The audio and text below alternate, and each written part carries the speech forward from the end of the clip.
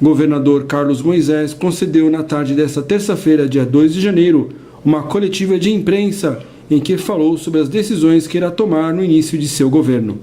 Das primeiras ações do nosso governo, da expectativa que as pessoas têm em relação ao governo que se iniciou a partir de ontem, postado ontem, e dos planos que a gente tem para os próximos meses, para os próximos 100 dias e também para os próximos 4 anos.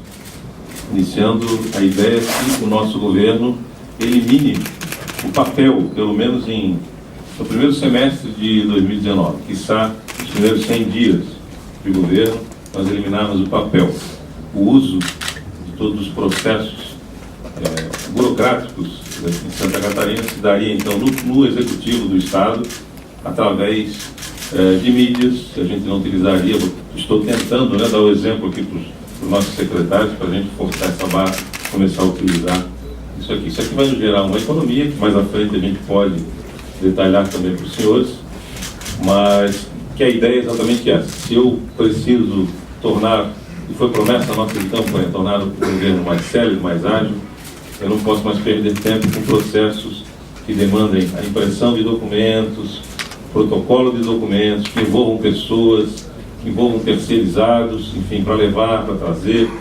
E então esse é um dos atos que a gente decide como governo de Santa Catarina, um governo que vai fazer, inclusive, com que alguns poderes já fazem, processos 100% digitalizados. As informações podem passarem a respeito da situação financeira que a gente recebe do Estado. Temos que fazer um contingenciamento no orçamento do Estado, inclusive cerca de 2,5 bilhões de reais, porque a nossa expectativa de déficit programado para, ou seja, a diferença entre o que o Estado arrecada, que o Estado consegue arrecadar em tributos, em todas as entradas que o Estado tem, e o que nós temos projetado para gastar no próximo ano, vai nos gerar um déficit, nos aponta um déficit de mês a mês até dezembro de 2,5 bilhões de reais. São basicamente 3 linhas: investimentos, a transparência, a integridade e a governança e eficiência. Investimentos para que o cidadão tenha melhores serviços ofertados pelo Estado. A transparência vai nos dar essa condição de integridade, ou seja, de mostrar o que a gente está fazendo e discutir com os senhores e com a sociedade as medidas que estão sendo tomadas para legitimá-las, para não serem tomadas unilateralmente. E a governança e eficiência, exatamente melhorar os processos do Estado dentro de Santa Catarina. E aí são várias ações que a gente pode anunciar na sequência. Dentro da transparência e integridade, para tal, nós estamos, para fins de combate à corrupção, por exemplo, e dizia ainda ontem, existem muitas formas de corrupção. Alguém me perguntou qual foi a corrupção identificada. Se identifica várias formas de desvio de finalidade, que muitas vezes foge até inclusive do controle do ordenador primário, do Estado, do governador, por falta exatamente de um olhar geral pela estrutura, pela máquina do Estado, que é muito grande. Então nós exemplificamos ontem ainda a possibilidade dos pregões eletrônicos, de trazer mais pessoas para fazer ofertas e melhores ofertas para Santa Catarina. A gente tem um dado de economia de cerca de 16% nos processos quando eles assim são encaminhados. A criação da nossa Controladoria Geral do Estado também é uma outra ação efetiva do governo. A primeira ação, ou seja, assim que já vai começar atuando dessa forma, mas assim que apresentarmos a proposta de reforma administrativa, ela já vai estar funcionando. A Secretaria Executiva de Governança e Integridade, que também vai cuidar desses processos, de revisar todos os processos de governança que nós temos em Santa Catarina e também controlar e também ver a conformidade disso, a prática de compliance, boas práticas na administração pública, visando exatamente afastar do poder público a pecha que normalmente a administração pública tem de problemas de relacionamento com os particulares e dentro do próprio poder executivo, ou seja, falta de transparência, falta de lisura, muitas vezes processos duvidosos que as pessoas questionam a sua legalidade, enfim, o objetivo é tornar o governo acessível aos cidadãos.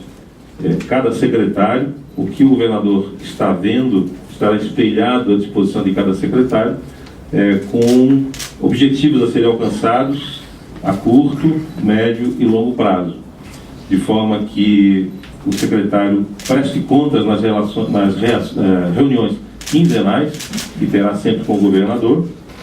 O objetivo é que todo o primeiro escalão do governo esteja com o governador de 15 em 15 dias, prestando contas daquilo que a gente vai estar vendo dentro dessa ferramenta de BI, de tecnologia de inteligência, para que a gente possa ver se os objetivos lá na saúde, na educação foram atendidos, se os objetivos propostos dentro da segurança, em termos de resultados entregues ao cidadão catarinense, foram atendidos. E essa mesma ferramenta vai me dizer o que um secretário tem à disposição dele, o que o outro secretário, outra estrutura de governo tem à sua disposição, e muitas vezes, e a gente já observou isso aqui, há muitos pleitos de um secretário, e ele é plenamente atendido se ele soubesse que o vizinho dele, o outro secretário, dispõe aquela ferramenta também para uso, está à disposição dele, ou aquela estrutura de governo, aquela estrutura de Estado. Portanto, essa integração, e nós entendemos, e aí volta a questão do governo ser muito grande, e não há solução para um administrador público, um gestor, se ele não utilizar ferramentas de inteligência. Nós vamos fazer o que todos fizeram até aqui. Portanto, algumas ferramentas dessas estão sendo desenvolvidas para que o governo digital, de fato, se estabeleça. Aí, quando falo em governo digital, é para a melhoria dos processos, para a dispensa do uso de papel, 100%, e para que a gente enxergue, para a gente consiga visualizar o que cada um tem à sua disposição nas suas pastas, na sua estrutura de governo, na infraestrutura da secretaria, em termos de maquinário, de equipamento, de espaço físico. Um dos exemplos é o controle dos próprios do Estado. Hoje, o Estado não tem o controle do que ele tem em termos de imóveis, né? Isso mais à frente será abordado. O Estado de Santa Catarina investiu nos anos anteriores até 30 milhões de reais na manutenção das rodovias. Eu coloquei com prioridade aqui a infraestrutura rodoviária. Nós temos portos, nós temos aeroportos para melhorar, nós temos outras infraestruturas que poderiam ser iniciadas em Santa Catarina, ferrovias, mas nós precisamos partir daquilo que é premente na nossa avaliação, a manutenção viária. E essa manutenção rodoviária será feita com recursos do Estado. Não se trata aqui de concessões.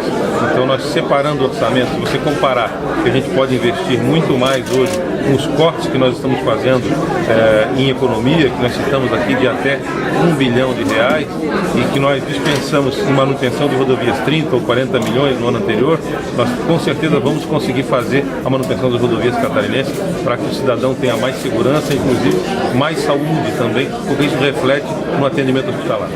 Vamos a Brasília, sim, levar os nossos problemas, né? Sabemos que existem projetos antigos, inclusive até de concessão de rodovias federais, que não caminharam muito bem, e inclusive ligando a rodovias estaduais esse processo de concessão. Isso a médio e longo prazo, para que a gente não tenha mais esses problemas repetidos em Santa Catarina.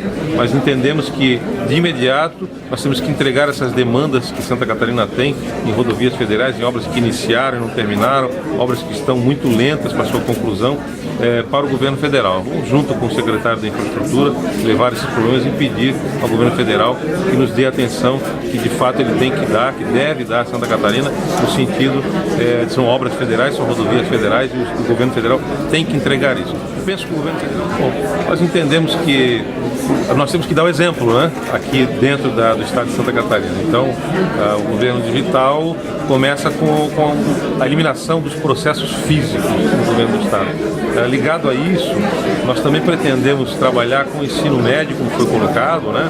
Todo o ensino fundamental também. Nós temos exemplos em Santa Catarina de algum município que já iniciou esse processo, incentivando o aluno a criar no nível tecnológico, incentivando a criação de pequenas empresas, de pequenos negócios, e também adequar o ensino médio à demanda do estado de Santa Catarina. Portanto, nós entendemos que a empresa caminha de um jeito e o ensino médio caminha de outro. O nosso jovem não tem atrativo para estar dentro da estrutura de governo ou do ensino estadual, sabendo que ele não vai ser aplicado à prática. Portanto, o ensino tecnológico dentro, e também não só o tecnológico, mas também o ensino de capacitação profissional no ensino médio, nós entendemos que é fundamental para que o nosso jovem possa ter a capacidade de criar e não haver o abandono e nem a evasão escolar.